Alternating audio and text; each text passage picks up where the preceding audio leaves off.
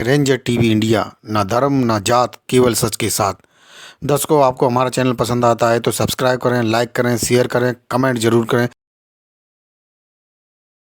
Sir, जिस प्रकार से जो उत्तर प्रदेश के बहराइच के अंदर जो धर्म की आड़ को लेकर जो देसी आतंकवादियों के द्वारा जो एक गरीब परिवार के लोगों पर जो उत्पीड़न किया गया, उन पर जानलेवा हमला किया गया, जिसके दौरान जो गरीब परिवार था उन्होंने अपनी जान बचाने के मतलब खतरे में को देखते हुए उन्होंने जो उनमें से जो देसी आतंकवादी थे, आतंक फैला रहे थे, उनमें से एक गोली लग गई। तो जिस प्रकार से जो हमारे भारत देश के अंदर लगभग 8-10 वर्षों से जो एक देसी आतंकवाद उत्पन्न हो गया है। पहले तो आतंकवादी आते थे बाहर से, और लेकिन कुछ लोग अब हमारे देश में ही उत्पन्न हो गए हैं। अपने ही भाई बंधुओं को धर्म की आड़ में या किसी चोरी की आड़ में हमारे देश के गरीब लोगों को पीट पीट के मार देते हैं, या उनको भीड़ इकट्ठा करके उन पर अत्याचार या मार ही देते हैं। और जिस प्रकार से जो आपने देखा था, जो पथराव जो होता था ईंट पत्थरों का, वो जम्मू कश्मीर के अंदर देखने को मिलता था पहले 8-10 साल पहले से।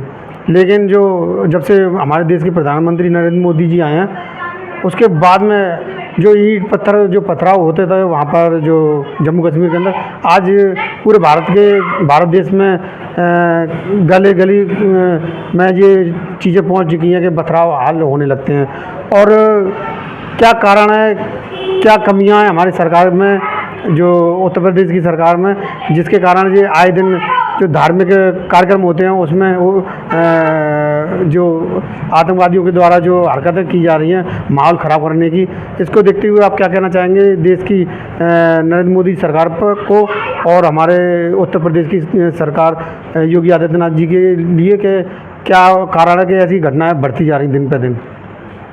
देखिए, आपके चैनल के माध्यम से मैं आपको बता दूं, जब से उत्तर प्रदेश में 2017 से लेकर अब तक हमारे उत्तर प्रदेश की खास करके यहाँ लोग धार्मिक ज़्यादा हो गए।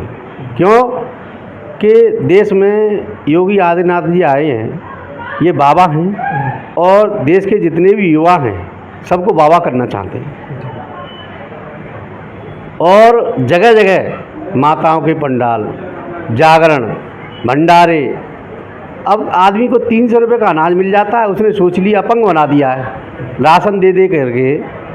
जितना भी आदमी राशन खा रहा है, 300 रुपये तो मिलने ही नहीं है। 300 रुपये का राशन मिल जाता है, उसके 2-4 दिन 6 दिन कट जाते हैं, उसके बाद में आदमी बेरोजगार हो जाता है। जब तक हमारे देश में रोजगार उत्पन्न नहीं होंगे, देश में बेरोजगारी रहेगी, तो आदमी क्या करेगा? समय ज़्यादा है तो उसे मनोरंजन के लिए साधन तो चाहिए कुछ न कुछ, और मनोरंजन का साधन केवल एक ही है कि जागरण करवा लो, भंडारे करवा लो, और दिनों रात ऊधम मचवा लो, पथराव करवा लो, और छोटी छोटी बातों पर उपद्रव होने लगते हैं, क्योंकि आदमी नशे का आदी हो गया है।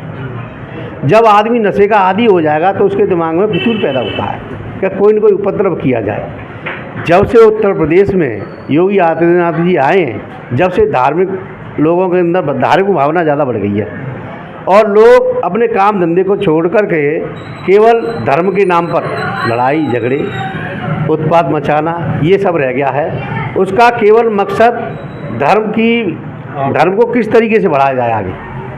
बाबा जी ने सोच लिया है, हमारे उत्तर प्रदेश के मुख्यमंत्री जी हैं, ऐसे लोगों को शासन सत्ता से क्या मतलब होना चाहिए? उनको तो भाई अपने मठ में जाकर के भजन पूजा करनी चाहिए। जब बाबा सत्ता में बैठ जाएंगे तो देश को, मतलब उत्तर प्रदेश को भी बाबा बना देंगे। उनका यही मकसद है, बाकी का कोई मकसद नहीं है। अभी जो बहराइच में दंगा हुआ है, भाई देखो, हमारे देश में सभी लोग स्वतंत्रता से जीना चाहते हैं। अब आप SC ST OBC समाज के लोगों को दंगा भड़काएंगे, नए नए जो नौजवानों पर केस लगेंगे, मर्डर होंगे, हत्या होंगी, क्या होगा इस देश का? देश का जो इस वक्त चल रहा है अंधकार है एकदम। देश के युवा अंधकार की ओर जा रहे हैं, क्योंकि उन पर समय बचा, नौकरी तो है नहीं, 200-400-500 कमा लिए, खर्च कर लिए घर में दारू वारू में, और घर में क्लेश। आजकल परिवारों में विघटन क्यों हो रहा है? क्योंकि रोजगार नहीं है। जब आप रोजगार दे नहीं सकते तो रोजगार छीनने का आपका अधिकार क्या है? इस देश की सबसे बड़ी कमजोरी गरीबी, मेन मकसद है आप देश में धार्मिक भावना, धार्मिक को जीवित रखो। जितने भी धर्म मंदिर हैं ऐसे, अब क्या है, उन पर पूजा पाठ करो, सुबह से शाम तक घंटा घंटाल बजा देते रहो और शाम को अपना आराम से पियो और ऊधम मचाओ। जागरण का मतलब ये है भाई, देखो धर्म क्या है, धर्म आदमी को ग्रहण करता है, धर्म एक पावन चीज़ है। अब आप उसमें उत्पात मचाएंगे तो वो उत्पाती हो जाएंगे। इस देश में जितने भी पंडाल लग रहे हैं उनमें सब अश्लील गाने, अश्लील डांस होते हैं, अश्लीलता फैलाई जा रही है और अश्लीलता के नाम पर जो ढोंग रचे जाते हैं उसमें बहन बेटियों की इज्जत से खेला जाता है और मारपीट, ईंट पथराव होने लगते हैं। बहराइच में भी यही हुआ है। मुसलमान भाई जो रह रहे हैं उनके घरों पर झंडा फहराने की आपको ज़रूरत क्या है? हम आज तुम्हारे मंदिरों उन पर झंडा फहराइए, अपने भगवा झंडा फहराना तो आप अपने मंदिरों पर फहराइए। उनके भाई जो उनके मस्जिद बनी हुई है उन पर आप झंडा क्यों फहरा रहे भगवा? क्या मतलब है? तो उत्पात तो आप मचवा रहे हो और आप ही इस देश में अराजकता फैला रहे हो। जब तक इस देश में लोग नौकरी और व्यवसाय नहीं करेंगे तब तक इस देश में इसी तरीके के उत्पात उत्पन्न होते रहेंगे। इसलिए मेरा आपके चैनल से कहना ये है कि जब तक इस देश में आप रोज़गार नहीं देंगे लोग फालतू रहेंगे, झगड़े झंझट होते रहेंगे।